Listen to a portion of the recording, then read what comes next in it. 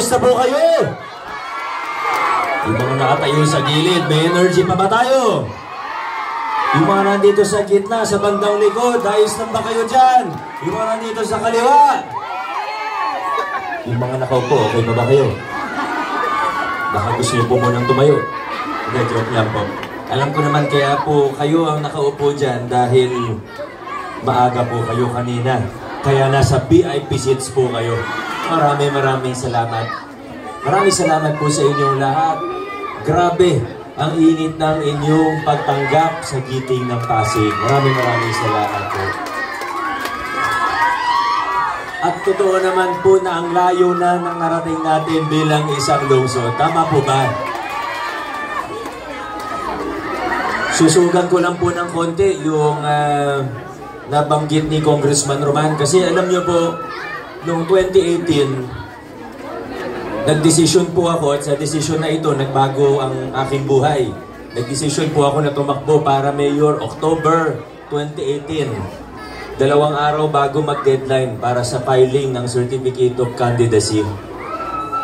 Nagdesisyon po ako dahil sa pag-iikot ko sa Distrito 1, konsel po ako ng District 1, at sa konting pag-iikot sa District 2 ng mga panahon na yun, nakita, naramdaman ko na naghahanap ang mga Pasigenyo ng tunay na pagbabago.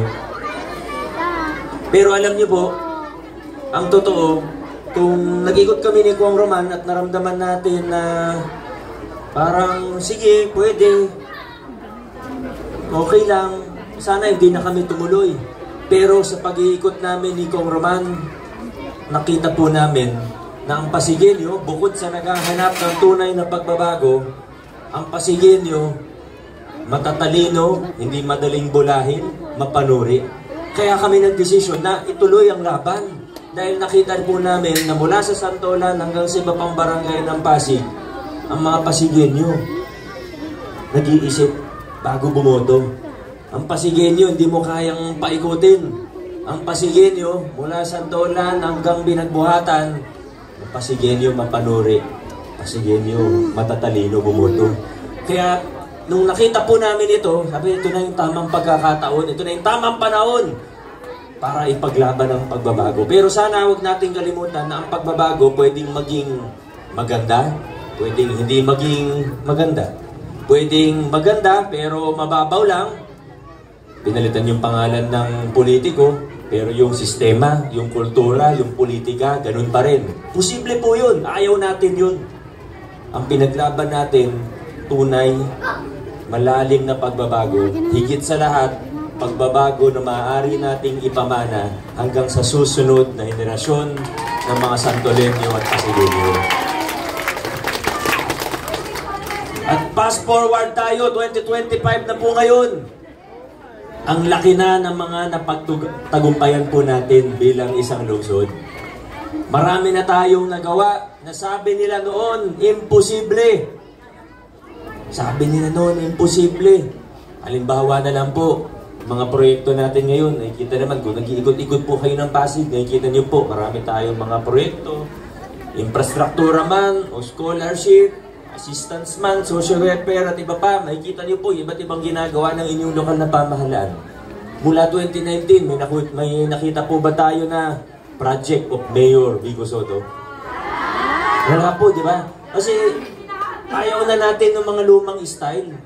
Pero alam niyo po ba, noong 2019, sabi sa akin ng mga ibang mga batikan, sabi nila, nako Vico, patay ka. Kasi pag hindi ka naglagay ng pangalan, ng mukha mo, kahit letter B sana, sabi nila, pag hindi mo gawin yan, pag walang pangalan mo yung mga proyekto, naku, 2022, hindi ka naman nanalo, sabi nila sa akin. Pero ako, aminin ko po sa inyo, di na po ako mahiya sa inyo ha.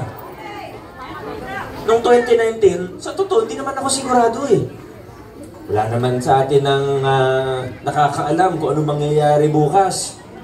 Kung anong mangyayari sa hinaharap. Noong 2019, bagong mayor ako, di po ako sigurado kung gagana yung ganun style. Siyempre, papaisip din ako. Baka nga isipin nila, wala akong ginagawa kasi hindi ako naglalagay ng pangalan pag may project. O baka may ibang kumuha ng credit, sabihin nila, project nila yun. At totoo naman. Kahit pa paano, nangyari po yun. Pero okay lang, hayaan na po natin. Pero nakakatuwa, dahil ito na tayo ngayon eh. Pero alam niyo po, kahit hindi ako sigurado noong 2019, hindi ko alam kung anong mangyayari sa hinaharap. Nagdesisyon po tayo na ano man ang maging resulta sa politika, basta gagawin natin kung ano ang tingin natin ang tama. Titindig tayo sa anong tingin natin ang tama. Kung ano maging resulta sa politika, tatanggapin natin. Nagkataon, matatalino ang Pasigueño.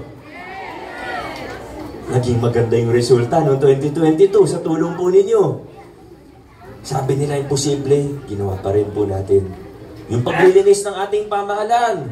Noong una po akong naupo, yung mga iba, narinig naman nila yung sinasabi ko nung kampanya na maglilinis tayo ng pamahalaan, tatanggalin natin yung kickback, ayusin natin yung proseso para makatotohanan yung public bidding, totoo na bukas, transparent, walang dayaan, walang luto. Nung sinimulan na natin ipatupad ito, nung July 2019, unang buwan natin sa pwesto, yung iba, nagulat. Kasi akala nila, sinasabi ko lang dahil campaign period. Pero nung ginagawa, pinapatupad na, nung naglilinis na talaga tayo ng pamahalaan, ayun na, nagulat yung iba. Sabi ng iba sa akin, ako, at yung mga nagsabi sa akin ito, yung mga matatagal na sa gobyerno natin, ha? Yung mga 30 years na pataas, yung mga talagang nakabaon na doon, yung mga inugat na doon. Sabi nila sa akin, ako, Mayor, maganda naman po yung gusto niyong gawin. Kaso, may hirapan ganyan. Pasensya na po, sabi sa akin. Hindi posible yan. Yung mga gumagawa ng yung mga kasama sa lumang kalakaran, mga nakaugat na yan sa City Hall. Hindi mo basta-basta matitibag yan. At may punto po sila kasi yung nilabanan natin noon, sa totoo, malasindikato pong grupo yan. Tandaan po natin, hindi milyon. Ito po, seryosong bagay. Hindi po milyon ang pinag-uusapan natin, bilyon. Nakakita na po kayo, di ba, ng hold-upper, magnanakaw, may ginagawang matindi para sa 1,000, para sa cellphone. Ilang libong piso lang po ang cellphone. Ano kaya kung para sa bilyon? Di tayo magugulat, may ibang tao handang gawin ng kahit ano. Handang ibenta ang kaluluwa nila para dun sa bilyon-bilyon na yun. Pero tumindig po tayo, kahit sabi imposible, kahit mahirap, tinaya natin, buhay natin mismo, pero sa dulo, napagtagumpayan po natin. Pero una sa lahat, hindi ko po nagawa yan ng ako lang. Baka kala nyo, ako lang yan. Hindi po. Kung hindi nyo po ako sinuportahan, kung wala kayo sa likod ko, wala, matagal na akong nanghina. Matagal nang walang mangyayari kung ako lang mag-isa. Tao lang din naman ako. Pero pag nakikita ko po kung paano nyo ako sinusuportahan, nabubuhayan ako ulit, dun ako nagkakaroon ng lakas ng loob.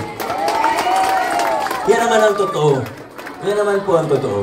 Tandaan po natin ang matinding pagbabago sa ating lipunan. Lalo na pag gusto natin baguhin ang isang bagay na dekada-dekada na. Hindi yan kaya ng isang tao lang. Kaya yung pagbabago na tinataguyod natin, yung mga prinsipyo ng mabuting pamahalaan na pinaglalaban natin, hindi siya pwede na mayor lang. Kailangan lahat tayo, o ang nakararami sa atin ay magtutulungan, magkakaisa. At yan po ang ginagawa natin sa lungsod ng Pasig. Kaya yung mga bagay na sinasabi noon imposible, nagkagawa po natin ngayon.